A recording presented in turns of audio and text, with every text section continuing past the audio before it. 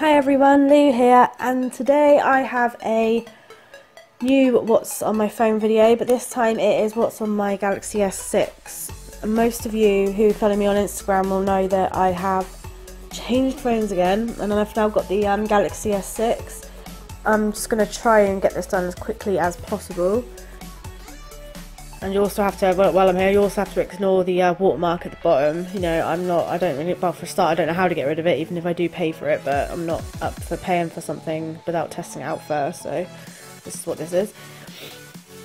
So, on my screen, I haven't actually got a theme set. I haven't got a custom launcher for once, so I've kept it pretty stock. I've just got like a skin set over it with the official sort of theme store that comes with the Samsung S6.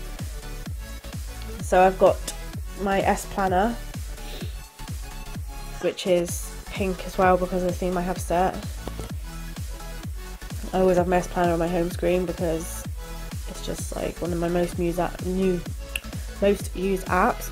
And I've got the basic stock internet browser, which I always use on Android. And then I've got email.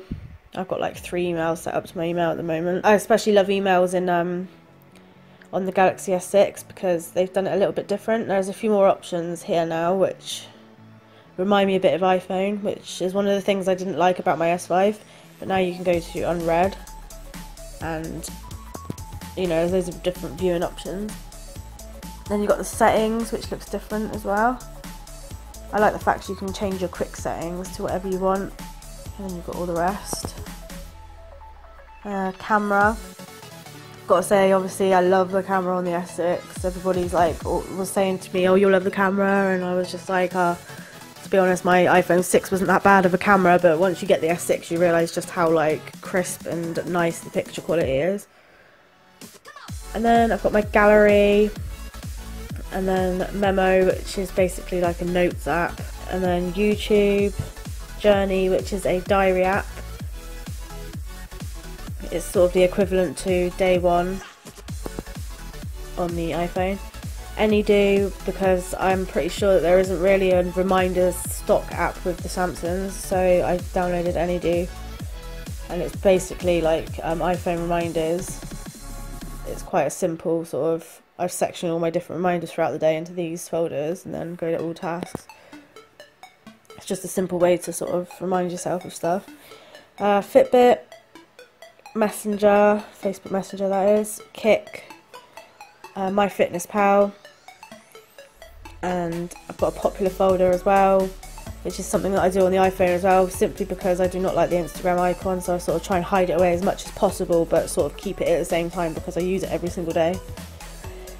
Then there's music. I'm yet to put some music on my phone. I've only had this phone like less than 2 days, so it might be something that I do over the weekend or today or something, just get a few tunes on there. Tumblr, I'm only using Tumblr at the moment for weight loss sort of things. I've been really ill the last 7 days though, so I haven't really been up to date with my reblogging, but basically I just sort of follow a load of fitness blogs so I can flick through it when I'm having a bit of a bad day. Try and remind myself of why exactly I'm doing it and what have you. Then I've got Google Keep, which is basically I've just done a few articles for myself to read. So I've got like motivational thoughts on weight loss and things like that in there. Dropbox and Flipboard is quite an old app I think, but I've only just started, it's one of the apps I've only just started using. I thought I'd be curious and see what it's all about. I was actually reading it for quite a while last night actually. So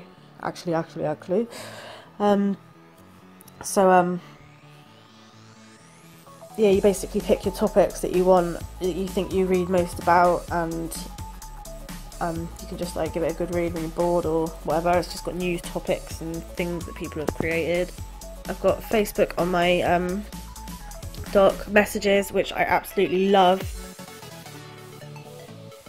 Got to remind myself now to blank out the number at the top there, so I'm just going to say that so you don't have like public display of this number.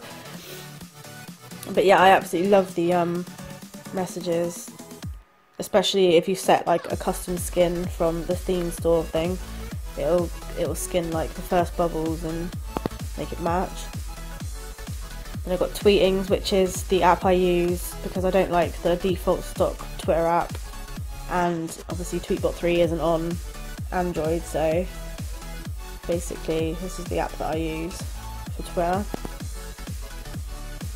And then scrolling, well, if we go actually scroll left, the widgets I have are just the basic S Planner widget, so that I can quickly access what's coming up, and also a countdown widget.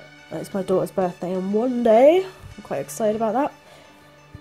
More excited than her probably. And then if we scroll through to the right for my second home page, the widget I've got there is that AnyDo reminders widget, because you can mark it off from your home screen. And then I've got my tools folder, which has my contacts CC cleaner, which is something I feel like really is lacking on the iPhone. There's no like tool that will let you clear the caches without having a jailbreak. So CC cleaner, I've got that on my Windows laptop as well. It just basically clears up a load of space, so you end up with like between like 1 and 2 gigabytes of space if you do it every, say, 3 or 4 days.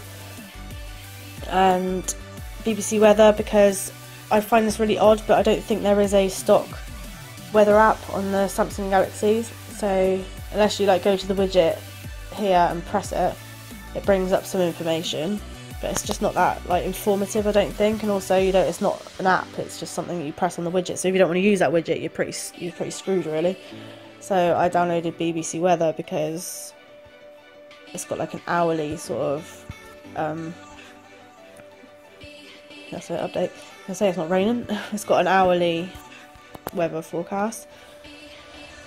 Clock, obvious reasons. I really only use Clock for this. I quite like the layout of the S6's clock app though.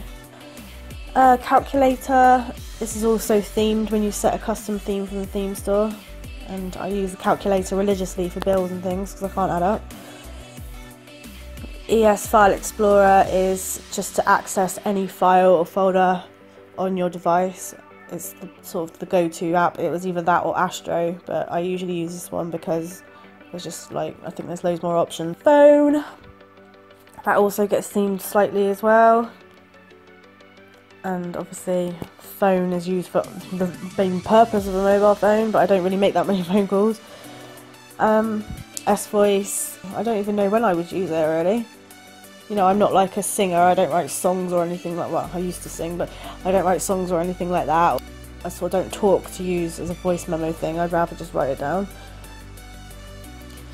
My entertainment folder is a bit of a mixed bag really. It's mainly things to read, so I've got BuzzFeed, BBC News, IMDb, Dream Days, which is a countdown app, which is that widget I just showed you. Yeah, basically it's just you input the date and the title of an event and it'll count it down for you. And iFunny, I'm pretty sure it might be a new app, so I'm happy about that because I was using this religiously on my iPhone and it was one of the apps that I would have missed if they hadn't got it on here. Just basically a load of funny pictures. And what else have we got? Month, which is a widget app for the calendar, but I'm pretty sure as well that when I had my S5 it didn't have the option of the S Planner widget, or the sort of widget that I wanted anyway, so I downloaded Month because I thought I might need to use it, but it turns out I don't, so I might just delete that. Playbooks, I've got playbooks, so here I've just got literally 2 books in my library that I've purchased, which are Carrie and 50 Shades of Grey. And Play Newsstand, I don't use that. And Rewards is quite a good app. It's basically you answer surveys. They don't really come out that often, but if you answer like a load of surveys and stuff, you get Google Play credit, which obviously allows you to buy apps and stuff if you add up your money over time. Social folder, I've just got Unfollowers, which is a combined app of Twitter and Instagram, so it'll tell me who's followed and who's unfollowed. I've got We Heart It, which is where I get quite a few of my wallpapers from when I'm in that sort of stock mood. And Twitter, I don't know, I just have it on there for no reason really, but I don't use Twitter app.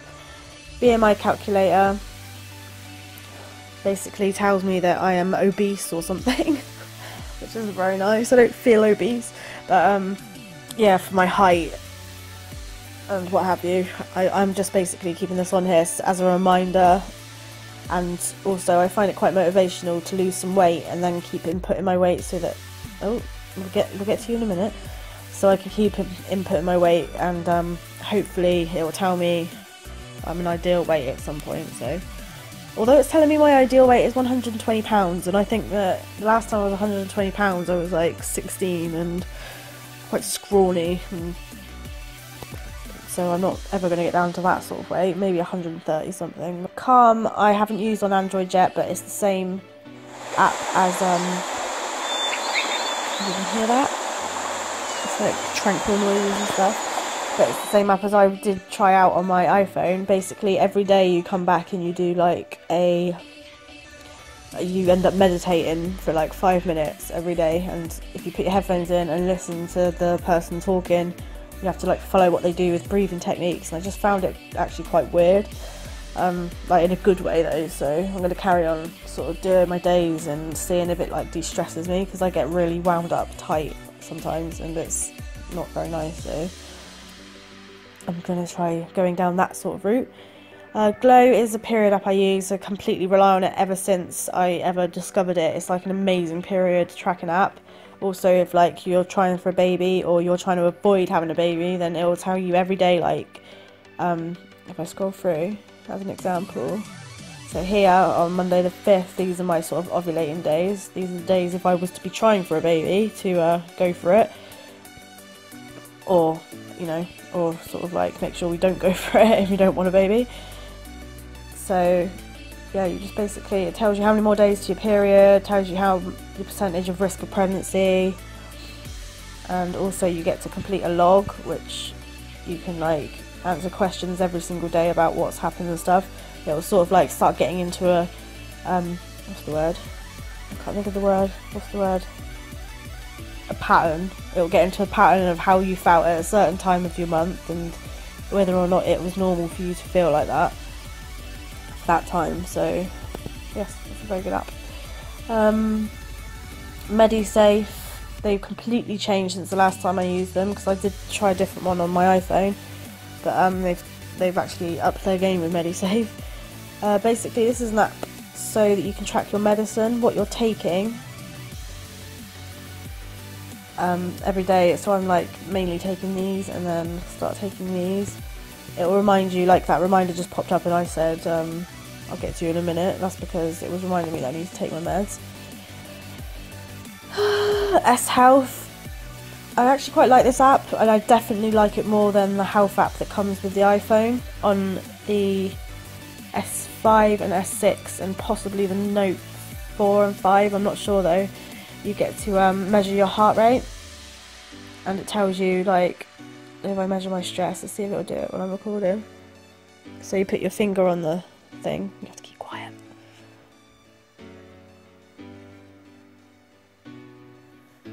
Okay, so I've just measured my stress and it's saying that it's like just a little bit above halfway, which I suppose is true.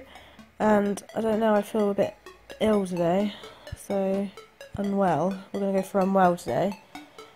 And then it will sort of like keep that record, and it will start like again coming into a pattern so that it knows exactly what's good for you and what's not, and it'll be able to tell after a while if something's up or not. Step tracker, it's all very well and everything, but I don't always carry my phone with me, especially if like I do my steps on my exercise step. I won't hold my phone in my hand. I've got my Fitbit for that, so it, you know, it's not going to be an accurate tracker for me anyway, because like I said, it's not all, my phone's not always on me. So, and there's loads more on there as well, you can connect certain things to it. Shopping, I've got Amazon shopping. I'm not really a massive Amazon fan because the delivery is just ridiculous when you work it out. It's like you have to pay for, say, delivery £2 on a small item on each item that you buy, and you're looking at least £15 for delivery by the time you finished. Galaxy apps, I don't really use because I got the Play Store, but you know, if I want to get a new theme or something, I will come into here. Generally everything you get on here anyway, I'm pretty sure you can get on the app, the Play Store. Funky Pigeon, I think it's only in the UK we have this app, but it's basically a birthday card making sort of app. You can upload pictures and they will print out your card for you and send it within a couple of days, which I always use, so it's quite a reliable card making company. eBay, my favourite shopping app ever. Basically all my phone cases, all my phone accessories, even some makeup sort of bits and bobs will come from eBay. Play Store, everyone knows what the Play Store is if you've got an Android or even if you haven't.